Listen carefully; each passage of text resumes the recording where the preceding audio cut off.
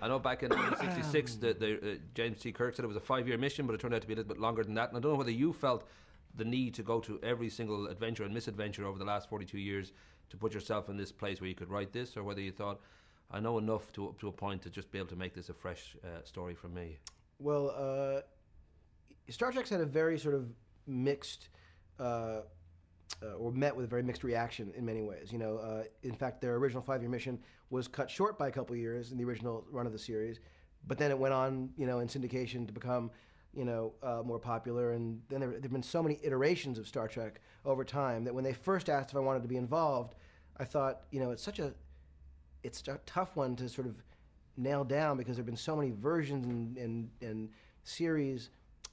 And I just thought, let's just go back to Kirk and Spock and tell their story, because I always felt like I was never really a fan. And one of the reasons why is I just never felt there was a way in for me emotionally. And that was really the important thing for me that I really wanted to do.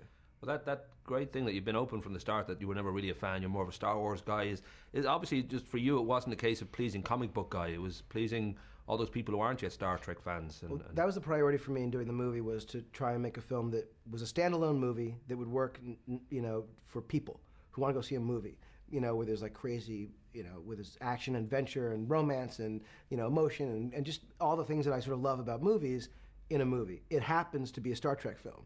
So the goal was to do a movie that would also appeal to that core fan base. But if we only focused on them and didn't try to expand what it is to be a fan of Star Trek, we would have been limiting ourselves, I think. Well, that notion too that you kind of got to boldly go into new areas for this franchise, and yet at the same time you have to embrace a certain amount of the familiar because there's such iconic status to the characters and some of the hardware and so forth. I mean, that balance, I don't know whether that was something that was just a joy or whether it was kind of difficult to always know, well, this is the right level of... It was fun to try and balance what would work for a new audience and what would work for the established audience. But I think that because I was coming at it more from the, you know, the broader mainstream audience point of view, I knew that it just had to work, you know, on its own. I couldn't rely on, and didn't want to rely on, any pre-existing knowledge of Star Trek. It was never going to be about, you know, it being, you know, a continuum. It was all about, what is this movie from the beginning? Sort of start at ground zero, begin with the birth of these characters, begin with, you know, when you meet Kirk as a young man, he's hardly a captain. He's a sort of aimless punk. You know, when you meet Spock in the beginning, he's sort of unreconciled, you know, with his, you know, half Vulcan, half, you know, human conflict. Like, who is he going to be? What is he going to be? How do I, you know, how do those coexist? And these two characters, the journey, the adventure of the movie is how these two characters, by, you know, sort of finding each other, like almost like two brothers, they end up basically being, you know, a team that could accomplish almost anything. Well, that idea that you start 10 years pretty much before, I think, before the original kind of series of Stardate on the Captain's Log, I think you go back at least 10 years to the... It's a little bit less than that. Maybe a little bit less. Yeah. But that kind of thing, when you're in the academy and you're meeting these people as teenagers, really, I don't know whether there was a danger that you're going to get, you know, fast times at Starfleet High, that it was going to be like, you know, just crazy times with these young kids. That the truth is, they're not much younger than the actors were when they started the series. You know, it's around 5 years younger, and they're in their, you know, 20s and 30s. There's one teenager in the bunch, which is Chekhov, played by Anton Yelchin. But, you know, the show, you know, had... It's funny because the movies, obviously, they went on for years, and we sort of remember them as older, but when you see the show, they were actually fairly young when they began. So they're much closer in age to the original series actors than you think. The original movies, of course, there was 10 of them before, and they kind of went down a very dark hole with Nemesis, didn't do any kind of business, and obviously for you that wasn't going to be an inspiration, that you went more for something like Galaxy Quest as a kind of reference point to say, well, this is what can happen if you kind of get too cheesy or you kind of step into... Were there certain kind of reference points for you that, I don't know whether there were kind of, maybe it's just the original Gene Roddenberry series that you kind of felt, well, that's the key to my identity, or... Well, Star Trek has been parodied so many times and been, you know, mocked enough that we knew that if the movie didn't have a sense of humor sort of built in, that people would find things to laugh at, that we couldn't be so self-serious and self-important that the film would sort of, you know, lose oxygen and not have that levity that I think is critical to, you know, a story like this working and being believable. So we made sure, one of the lucky things is the cast, all of them, have a great sense of humor. So working with them, working with everyone, it made it much easier to do that. And I think the script had a lot of comedy in it, which was nice. But it was important that you know, again, I think whether you're a fan of Star Trek or not, and this movie was not just made for those fans, I think having that sort of the humanity of the characters is the key to everything. You're never going to care about this movie if you don't love those characters.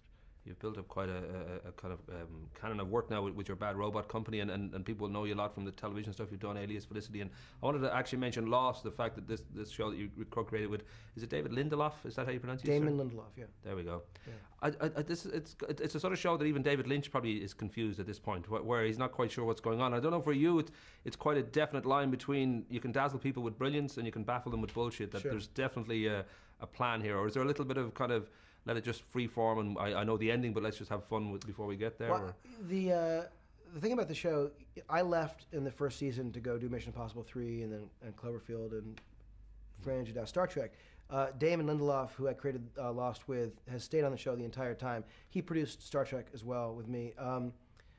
He's been running the show with Carlton Cuse since I left, and I think the work that they've done has been unbelievable. One of the smartest things that Damon did was convince the network to end the series after 6 years, so that he would know how to pace himself, that it wouldn't be that confusion of, is it 10 years, is it 5 years?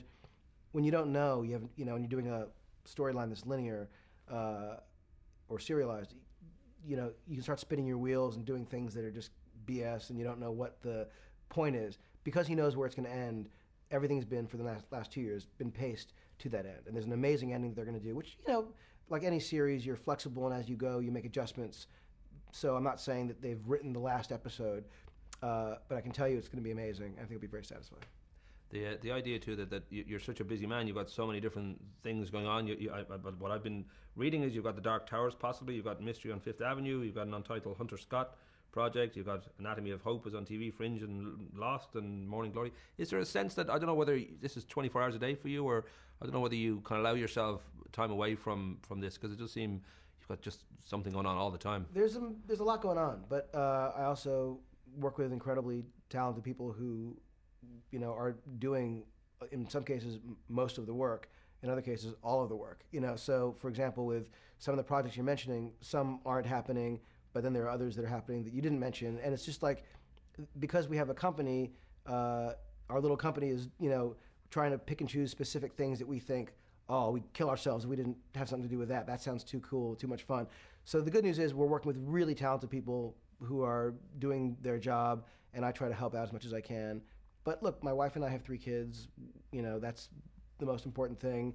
And I take them to school every day and put them in bed every night, and I don't work on weekends. And so with the exception of like a thing like this, like a tour where I'm going around for a few weeks or something, or when we're shooting, which is not very often, it's a lot more like, a job that I happen to love than it is anything else.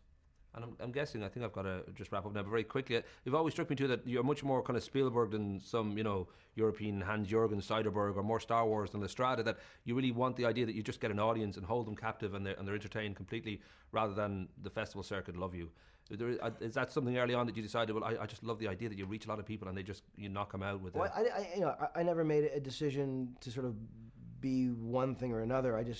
The movies that I've always loved have typically been, more sort of those amusement park rides, whether it's a comedy or a action film or, a drama. Movies that are, the ones that I remember as a kid going to see were those that were, there happened to have been a huge audience and we were all kind of roaring together. And that was always like the thrill ride. That was always the most fun.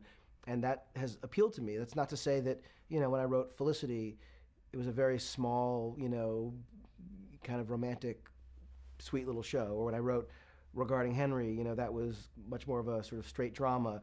I love all sorts of movies, but the ones that have been sort of those great, impactful experiences seem to be the ones that are, that huge audience thing where you're like, you feel like you're on a roller coaster with the audience, and those are always the most fun. That's not to say that they're better or that that's all I would want to do, but it's certainly the stuff that as a kid I remember as being the most fun I had in the movies.